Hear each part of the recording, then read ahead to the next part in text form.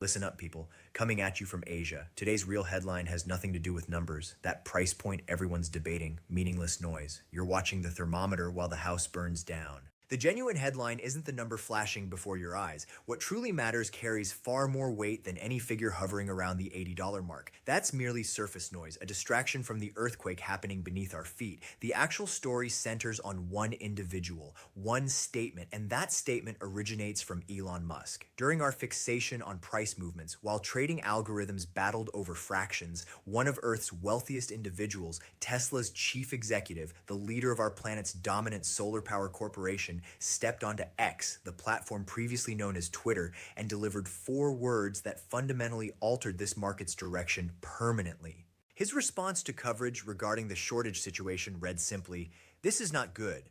Silver is needed in many industrial processes." To someone unfamiliar with context, these appear casual, like mere commentary, but understanding the source transforms everything. We're not hearing from some portfolio manager concerned about quarterly returns. We're not listening to financial television personalities chasing viewer engagement. This voice belongs to someone whose entire industrial empire, spanning electric vehicles at Tesla, solar installations at Solar City, and electronics aboard SpaceX rockets, operates entirely dependent on this metal.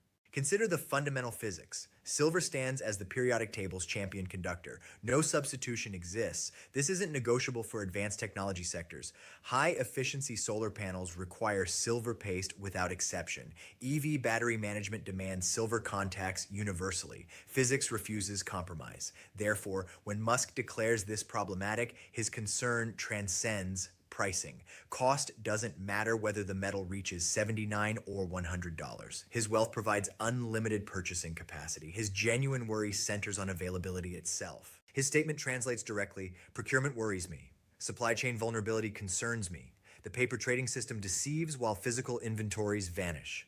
This marks the narrative's transformation point. Throughout the previous 5 years, we've engaged in financial combat. Silver enthusiasts versus banking institutions, retail participants versus short sellers. A contest of paper leverage, forced liquidations, and coordinated buying pressure. We desired upward price movement. They pushed for declines. Pure gambling.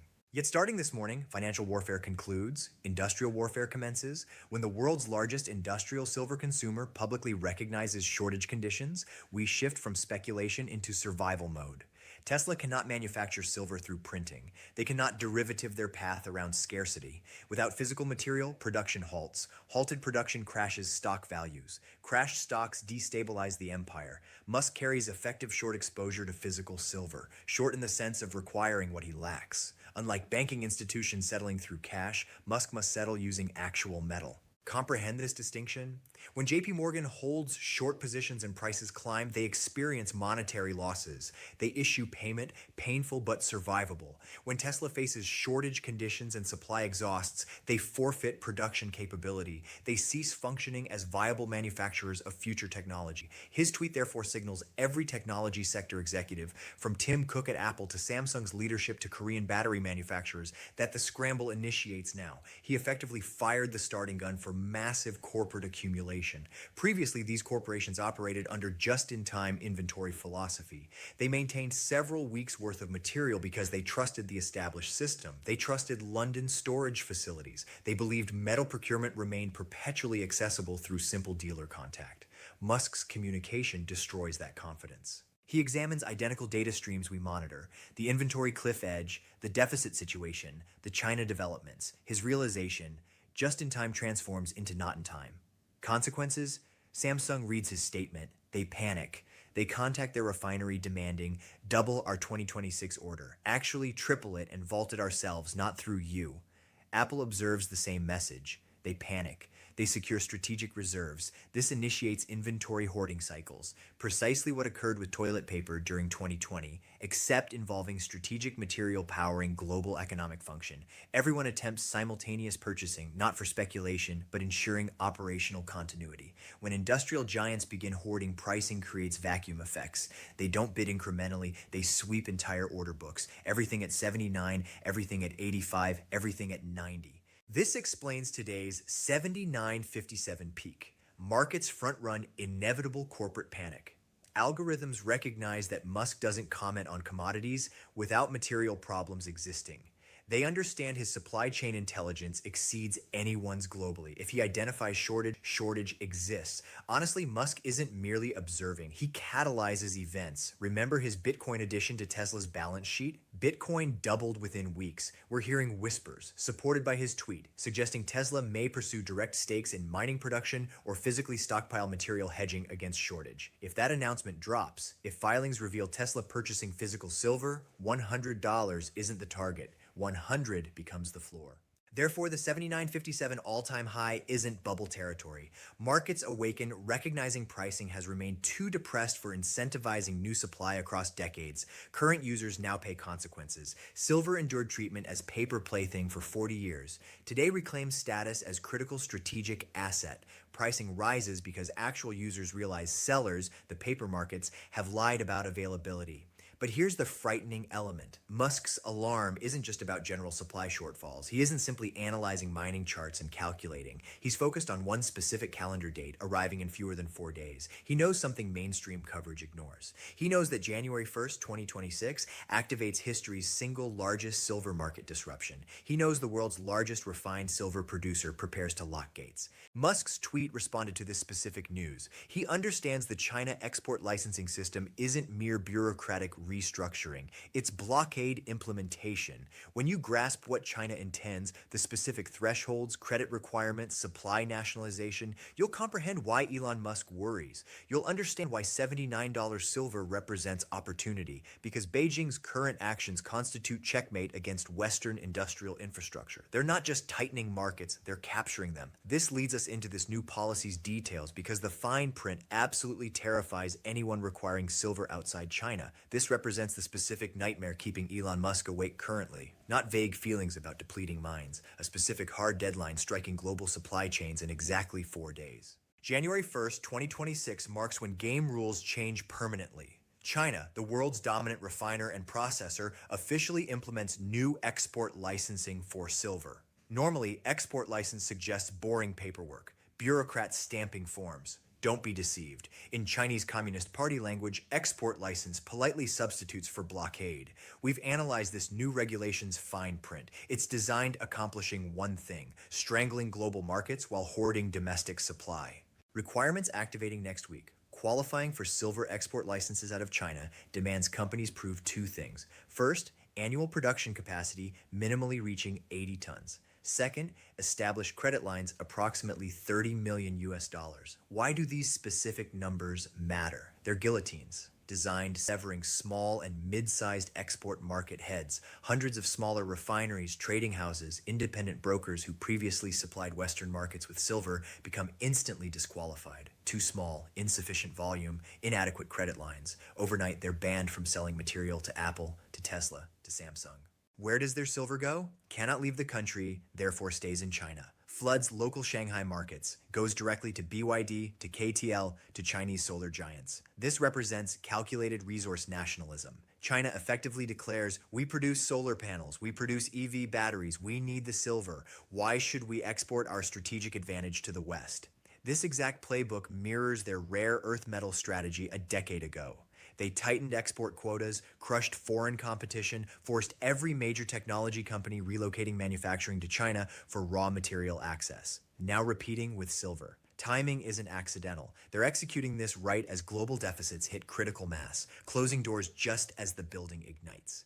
Elon Musk sees this. He knows China controls massive percentage of refined silver supply chain. Even when ore originates from Mexico or Peru, much flows through Chinese smelters and refiners. When that flow stops, global supply chain snaps. China controls roughly 60 to 70% of global refined silver processing capacity. When they restrict exports, global pricing becomes mythical. Two prices emerge: price inside China where metal exists, and price outside China where panic reigns. This explains why arbitrage we discuss is dead. Western traders used to claim, if silver is expensive in London, we'll simply buy from Shanghai and ship over. Not anymore. You can't ship over. You lack the license. You're not state-approved entities. Metal is trapped. This creates physical iron curtain. One side, China's industrial machine gets priority access. Other side, Western industry, Musk's industry, fights for scraps in markets that just lost their biggest supplier. This explains why the 79 price tag just begins. Markets attempt pricing a supply shock that hasn't officially started yet. January 1st is the start date. What happens in February when US electronics manufacturers attempt ordering their usual shipments from Chinese suppliers and receive force majeure notices? When they realize they can't acquire metal at any price because governments won't issue stamps, they'll turn to COMEX, they'll turn to London. But as we know, those vaults are already draining. Chinese export ban forces all Western demand into Western vaults, which accelerates the squeeze, concentrates panic into New York and London, transforms shortage into crisis. And you must ask yourself, why now? Why January 1st, 2026? Because China sees the numbers too. They observe the deficit. They see global demand hitting 1.24 billion ounces while supply stagnates at 1.01 billion. They see the 250 million ounce gap. They know that in deficit situations, whoever holds physical metal wins. They're securing their lifeboat before ship sinking. They're ensuring that regardless of price levels, their factories continue operating. This is what Elon Musk meant by "this is not good." He isn't worried about chart prices. He worries about Texas and Berlin factories stopping because they can't acquire necessary conductive paste. He's realizing the free market for silver disappeared, replaced by state-controlled market where access is privilege, not right. This leads us directly into fundamental reality that financial world ignored too long. For decades, Wall Street told us silver was just volatile rock. They told us it was a pet rock. They told us it didn't matter. But industrial data tells different story. Data tells us silver is modern economy's oxygen. And right now, oxygen supply is being cut off by the one country controlling the valve. We need examining industrial reality of this market because the structural deficit isn't theory. It's mathematical certainty about to collide with this export ban in the most violent manner possible. You must understand China's export ban is just the match. The dynamite pile has been building for 5 years. Even before they decided nationalizing their supply, global silver markets were mathematically broken. We need discussing structural deficit because this is the data point transforming Elon Musk's "this is not good" tweet into prophecy. For the last 5 consecutive years, the world has consumed more silver than it produced. This isn't temporary glitch, not supply chain bottleneck caused by ships stuck in Suez Canal. This is geological reality. In 2025 alone, global demand for silver surged to 1.24 billion ounces, but global mining supply, it flatlined at 1.01 billion ounces. Do the math. That's nearly 250 million ounce gap in single year. Where did that extra silver come from? It came from above ground stockpiles, came from vaults in London and New York, came from recycling. But you can only drain a bathtub for so long before hitting the porcelain. And right now we're scraping bottom. Now, usually when a commodity gets too expensive, markets find substitutes. If copper gets too expensive, builders switch to aluminum piping. If platinum gets too pricey, car makers switch to palladium for catalytic converters. Wall Street assumes the same thing will happen with silver. They think if silver hits 100, Tesla will just use copper. They're wrong. And this is where physics enters. Silver is not just shiny metal. It's the single most electrically conductive element in the known universe. Conducts electricity better than copper, conducts better than gold, possesses highest thermal conductivity and highest optical reflectivity of any metal. In the world of high-efficiency electronics, in the world of EV batteries, 5G towers, and advanced solar panels, you cannot compromise on conductivity. If Elon Musk switches contacts in Tesla battery from silver to copper, efficiency drops, range decreases, heat increases, car becomes worse. If solar panel manufacturer switches from silver paste to copper paste, panel generates less power. In the race for energy dominance, good enough isn't an option. You need the best, and the best is silver. This explains why industrial demand now constitutes 50 to 60% of entire silver market. Think about that shift. 50 years ago, silver was for photography and silverware. It was precious metal. Today, it's strategic mineral. It's the DNA of green energy revolution. You cannot have Green New Deal. You cannot have net zero. You cannot have AI revolution without consuming billions of ounces of silver. This brings us back to Musk. He isn't just buying silver for jewelry. He's buying because his entire business model depends on it. Tesla and SolarCity are massive silver consumers. Every time they sell Model Y, they're selling silver. Every time they install solar roof, they're installing silver. Musk knows he's effectively world's largest naked short on physical silver. He's sold millions of cars and panels requiring silver in the future, but hasn't mined the metal yet. So when he sees China, the country refining vast majority of world silver, locking gates on January 1st. He realizes his supply chain is naked. He realizes the 250 million ounce deficit is about to become 400 million ounce deficit because Chinese supply is no longer available to the West. This transforms buyer psychology. For the last decade, industrial buyers were price sensitive. If silver went up, they bought less. Now they're price inelastic. If you need silver finishing a $50,000 electric car, you don't care if silver costs 25 or 100. Silver cost is tiny fraction of total vehicle cost, but without it, vehicle doesn't run. You'll pay any price acquiring metal. It's about chief procurement officers at Samsung, Apple, and Tesla screaming at suppliers to secure metal before competitors do. It's game of musical chairs, and China just removed half the chairs. Here's the most dangerous part for financial system. While industrial demand explodes to 1.24 billion ounces, paper market, futures market in New York still pretends silver is abundant. They're trading hundreds of times more paper than actually exist in vaults. They've built casino on top of mine that's running empty. We have specific number for this insanity. It's called paper to physical ratio. Right now, that ratio sits at 356 to 1. That means for every single ounce of real silver sitting in vault, there are 356 people holding paper claiming to own that ounce. What happens when Elon Musk and Samsung and Apple decide they don't want paper anymore? What happens when they demand physical metal because they need putting it into factory? The 356 claims collapse into one. 355 people get nothing. One person gets metal. This is death of paper scenario.